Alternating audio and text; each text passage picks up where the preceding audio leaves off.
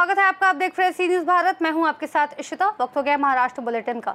इस bulletin में बात होगी धुले की, जहां धुले में ठाकरे गुट के सैनिकों ने एसबीआई बैंक अधिकारी को थप्पड़ मारा। साथ ही बात होगी नासिक के, जहां नामको के चिकित्सा अधीक्षक विशाखा जागीरदार के खिलाफ अपराध दर्ज किया गया है। ऐसी तमाम खबरों पे करेंगे विस्तार से बात। धुले के एक बैंक शाखा में शाखा प्रबंधक द्वारा महिला प्रोफेसर के साथ मराठी लोगों को लेकर अपमानजनक शब्दों का प्रयोग किया गया, जिससे विवाद हुआ। शिवसेना के सदस्यों ने बैंक जाकर मामले की पूछताछ की, जहां बैंक के अन्य अधिकारियों ने शाखा प्रबंधक का समर्थन किया और महिला को परेशान किया। बता दें कि इस बीच शिवसेना के एक नेता ने रण अधिकारी को थप्पड़ भी मारा। विवाद के बाद बैंक कर्मचारियों ने महिला से माफी मांगी और शिवसेना ने शाखा प्रबंधक के खिलाफ तत्काल कार्यवाही की मांग की है। पैसे भरण्यासाठी गेले होते दिनांक 4/6/25 मध्ये। तर गेल्यानंतर मी मॅनेजर सरांना भेटले। मॅनेजर सरांना सांगितलं की माझे पैसे भरून घ्या। तर कदाचित त्यांना कामाचा कंटाळा आला असेल किंवा त्यांना कुठे जायचं असेल तर त्यांनी माझ्याशी अतिशय उद्धट भाषा वापरली। त्यात त्यांना मराठी बिलकुल कळत नव्हतं। तरी पण मी त्यांच्याशी हिंदीमधून बोलले, पण नंतर त्यांनी खूपच जास्त उद्धटपणाने शिवीगाळ करायला सुरुवात केली त्यांच्या गुजराती हिंदी भाषेमधून। मग मी त्यांना म्हटलं की मराठी भाषेचा त्यांनी अपमान केला। मी जेव्हा बोलली की मला तुम्ही व्यवस्थित समजून सांगा वगैरे, तर मग त्यांनी डायरेक्ट त्यांच्या गुजराती भाषेतून शिवाय दिल्या आणि म्हणे मराठा लोग हमेशा हमारे जूते के नीचे रहते हैं और कुछ समजता नहीं, मुंह उठा के चले आए। भरपूर म्हणजे वेगवेगळे शब्द असे वापरले की मी बोलू पण शकत नाही, असे शब्द वापरले माझ्यासाठी। आणि एका लेडीजशी जर की असं बोलताय आणि मी तर शिक्षित आहे, माझ्याशी असं बोलताय तर सर्वसामान्य जे अडाणी लोक आहेत त्यांच्याशी ते कसं वागत असतील। आणि हे सगळं बँकेच्या वेळेत झालं आणि त्यातल्या त्यात जेव्हा मी त्यांना बोलली की तुम्ही आता जे काही बोलले ते सगळं मला तुम्ही एकदा माझ्या मोबाईलवरती बोलून दाखवा, तर ते सर लगेच पळाले आणि म्हणे की चोरीचा अटेम्प्ट करायला आले म्हणे, हिंदीतून बोलायला लागले आणि मला धक्काबुक्की पण केली त्यांनी, अश्लील शिवीगाळ पण दिली त्यांनी। आणि त्यांच्याबरोबर अजून एक व्यक्ती होता, या माणसाचं नाव आहे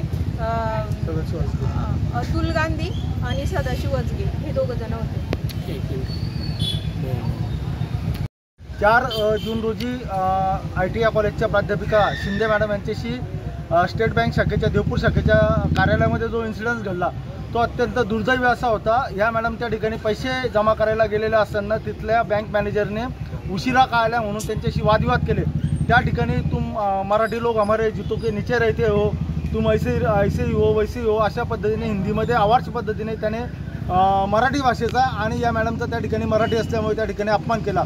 या गोष्टीचा राग घेऊन मॅडमने त्यांना समजवण्याचा प्रयत्न केला की या ठिकाणी मी पैसे जमा करायला आलेले आहे, पण त्या बँक मॅनेजरने मॅडमचं कुठलंही ऐकून नाही घेतलं आणि त्यांच्याशी अरेरावी करून उज्जत त्या ठिकाणी घातली।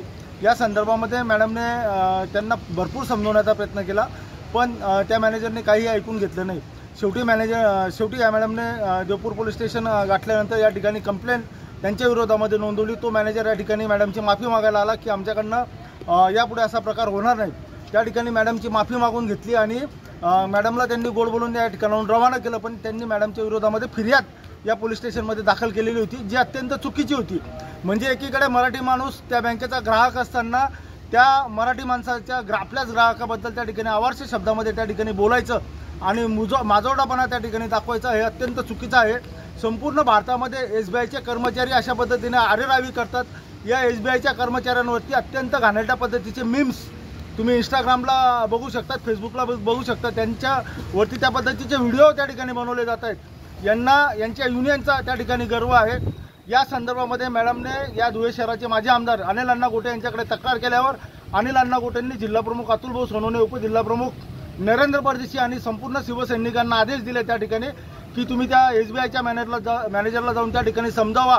आणि एका मराठी स्त्रीची जी एक प्राध्यापिका आहे, एका वेल एज्युकेटेड संस्थेमध्ये शासकीय तंत्रनिकेतन ITI त्यामध्ये त्या प्राध्यापिका आहेत आणि त्या मॅडमची त्या ठिकाणी माफी मागायला लावा। त्या इन्सिडन्स करता आम्ही देवपूर शाखेमध्ये सकाळी 11 वाजता गेलो। संबंधित मॅनेजर हा दुसऱ्या ठिकाणी ट्रेनिंगला गेल्याचं त्यांनी सांगितलं आणि जो लोन ऑफिसर होता त्या लोन ऑफिसर अजगेने देखील या मॅडमशी अरेरावी केलेली होती। आम्ही त्याला बोलवलं, त्याने परत शिवसेना पदाधिकाऱ्यांशी त्या ठिकाणी वादविवाद घातला। वादविवाद घातल्यानंतर तो माफी मागायला तयार नव्हता आणि त्या प्रकारामधनं त्याने परत त्याचा माजोरडेपणा त्या ठिकाणी दाखवला। त्या प्रकारामधून त्या ठिकाणी वाद निर्माण झाला आणि आम्ही लागलीच मॅडमला घेऊन या ठिकाणी देवपूर पोलीस स्टेशनला आलो। सकाळी 12 पासून आता सायंकाळचे 6 वाजलेले, तोपर्यंत संपूर्ण कायदेशीर प्रोसिजर या ठिकाणी केलेली आहे। या ठिकाणी मी संपूर्ण बँकेच्या कर्मचाऱ्यांना या ठिकाणी सांगू इच्छितो की तुमचं आणि आमचं या ठिकाणी कुठल्याही प्रकारचं वैर नाही। SBIचे ग्राहक हे महाराष्ट्रामध्ये सर्वच्या सर्व मराठी बांधव आहेत आणि त्या ग्राहकांवरती तुमची बँक चालते। या कर्मचाऱ्यांचे पगार त्या ठिकाणी या ग्राहकांवरती अवलंबून असतात। ग्राहकांनी त्या ठिकाणी ठेवी जमा केल्या नाही, ग्राहकांनी त्यांचे फंड जमा केले नाही, यांना व्याज त्या ठिकाणी भेटणार नाही आणि गव्हर्नमेंट यांचं पेमेंट त्या ठिकाणी करणार नाही। पण हे अत्यंत माजुरडे असे झालेले आहेत, त्यांच्या युनियनचा ते धाक दाखवतात आणि अत्यंत घाणेरड्या प्रकाराने त्यांनी एका महिलेला या ठिकाणी टॉर्चर केलेलं आहे। हा संपूर्ण प्रकार शिवसेना उद्धव बाळासाहेब ठाकरे पक्षाच्या वतीने आम्ही पक्ष चिन्ह दाखवलेलं आहे। संपूर्ण महाराष्ट्रामध्ये SBIच्या विरोधामध्ये उद्यापासून या ठिकाणी आंदोलनं ठिकठिकाणी त्या ठिकाणी सुरू होणार आहेत आणि यापुढील संपूर्ण कायदेशीर कारवाईला या ठिकाणी आम्ही पदाधिकारी असो किंवा मॅडम असेल, आम्ही संपूर्ण कायदेशीर प्रक्रियेला सामोरं जायला या ठिकाणी तयार आहोत। धुले से सी न्यूज़ संवाददाता नीलेश परदेसी की रिपोर्ट। डोंबिवली के पास से 14 गांव जो हाल में नवी मुंबई नगर पालिका में शामिल हुए विकास से वंचित रह गए हैं, जहां पानी, सड़क और अन्य बुनियादी सुविधाओं की कमी है। स्थानीय लोगों ने पालक मंत्री और महापालिका आयुक्त पर उपेक्षा का आरोप लगाया और सभी राजनीतिक दलों ने मिलकर विरोध और इस्तीफे की चेतावनी दी। बाद में शिवसेना और भाजपा के नेताओं ने अधिकारियों से विकास कार्यों का आश्वासन दिलवाया, जिसके बाद इस्तीफा वापस लिया गया और आंदोलन स्थगित कर दिया गया। विरोध प्रदर्शन दहीसर गोली मोरी के 14 गांव विकास समिति के नेतृत्व में आयोजित किया गया, जिसमें कई राजनीतिक दलों के पदाधिकारी और कार्यकर्ता शामिल हुए। कधी कधी 14 वर्ष जातात पण एका मिनिटात काम होतं। 14 दिवस म्हणजे भरपूर आहेत या विषयासाठी। माझी या सर्व 14 संघर्ष समितीला माझं निवेदन आहे, माझी त्यांना विनंती आहे की आता मोरे साहेब असतील आणि मी असेल, आम्ही दोघंही मिळून म्हणजे भारतीय जनता पार्टीचा जिल्हाध्यक्ष म्हणून आणि शिवसेनेचे आमदार म्हणून आम्ही दोघंही लक्ष घालून या संपूर्ण राष्ट्रवादीचे पण असं आम्ही महायुतीचे सगळे मिळून आम्ही यात लक्ष घालणार आहोत आणि रवींद्र चव्हाण यांच्या मार्गदर्शनाखाली आम्ही देवेंद्र फडणवीस साहेबांची बैठक घेऊ। त्या बैठकीला आपले आदरणीय एकनाथ शिंदे साहेब असतील, खासदार साहेब असतील आणि गणेश नाईक साहेब पण असतील, अशी आम्ही एक बैठक लावून हा विषय जो संघर्ष समितीने जो महानगरपालिकेमध्ये समाविष्ट ठेवण्याचा जो विषय आहे हा 14 दिवसाच्या आतमध्ये निकाली काढू असं ह्यांना मी आश्वासित केलेलं आहे। आणि आम्ही दोघंही म्हणजे शिवसेना, भाजप आणि राष्ट्रवादी तिघंही एकत्र असल्यावरती मला असं वाटत नाही की कुठलं काम नाही होणार। दुसरा एक प्रश्न माझा असा आहे की सन्माननीय आयुक्त कैलाजी शिंदे यांना आपण खडे बोल सुनावलं आहात का? त्यांनी आश्वासन दिलं होतं पण आश्वासन पूर्तता केलेली नाही, काय होते का सांगा? त्यांना त्यांच्याशी जे चर्चा करायची ते आमचे माननीय कार्याध्यक्ष रवींद्र चव्हाण साहेब बोलतीलच। त्यांनी काय आश्वासन दिली आणि का त्यांनी पाळली नाही आता ते त्यांच्याशी चौकशी करून त्याच्याशी बोलतील। पण मी हे सर्व जे ही हकीकत आहे ही चव्हाण साहेबांपर्यंत 100% पोहोचेल। ते स्वतः येणार होते पण ABVPचा एक सत्र चालू आहे त्यामध्ये येऊ शकले नाही। तिथे सगळी संघाची सगळी बैठक आहे, तिथे सगळे ABG माणसं येऊ शकले नाही म्हणून मी मला पाठवलं।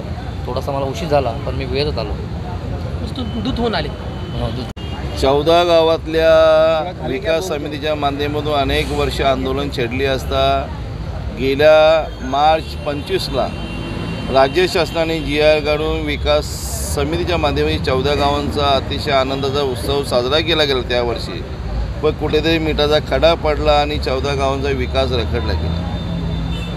मी आमदार झाल्यानंतर विकास समितीचे सर्व पदाधिकारी, आमचे पक्षाचे पदाधिकारी आम्ही आयुक्तांशी भेट घेतली असता आम्ही आयुक्तांना अनेक मागण्या केल्या की बाबा येणाऱ्या बजेटमध्ये 14 गावांसाठी तरतूद करावी। राज्य शासनाने GR काढून ही गावं नवी मुंबई महापालिकेत घेतलेली आहेत, तिथे जी कामं असेल म्हणजे दप्तर जमा करण्याचं काम असेल, आरोग्य सुविधेचं काम असेल, तुमचा पाण्याचा विषय असेल, रस्त्यांची विषय असेल, ही कामं तुम्ही ताबडतोब चालू करा। त्या दिवशी आम्ही सर्व समितीचे पदाधिकारी होते त्यांच्यासमोर आम्हाला आयुक्तांनी सांगितलं की आम्ही ताबडतोब कामं करू आणि कामही चालू झाली।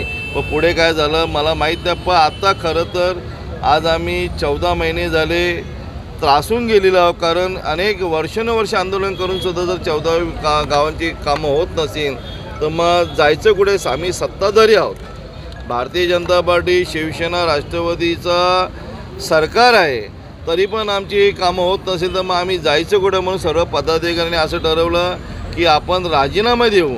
मग भारतीय जनता पार्टीचे जिल्हाध्यक्ष आले की बाबा आणि मीही सांगितलं की राजीनामे देऊ नका, हा प्रश्न लवकरात लवकर आपण महाराष्ट्राचे मुख्यमंत्री देवेंद्र फडणवीस साहेब असतील, महाराष्ट्राचे उपमुख्यमंत्री एकनाथजी शिंदे साहेब असतील, महाराष्ट्राचे उपमुख्यमंत्री अजितदादा पवार साहेब असतील, यांच्या इथे बैठक लावू सन्माननीय रवींद्र चव्हाण साहेब यांच्या माध्यमातून, खासदार श्रीकांतजी शिंदे साहेब यांच्या माध्यमातून, आणि हा प्रश्न तातडीने निकालित काढला जाईल असं आम्ही जिल्हाध्यक्षांनी सांगितलं, मीही सांगतोय, पदाधिकारी सांगतोय.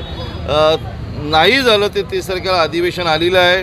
मी खरं तर आयुक्तांवर ताशेरा उडतोय, खरं आयुक्तांचं काम आहे काम करणं. एकदा राज्य शासनाने महापालिकेत गावं काढण्याचा जी दिला असेल तर मग कोणी असू द्या, कुठलाही पक्षाचा असू दे, त्याचं न ऐकता ते 14 गावांचा विकास केला पाहिजे.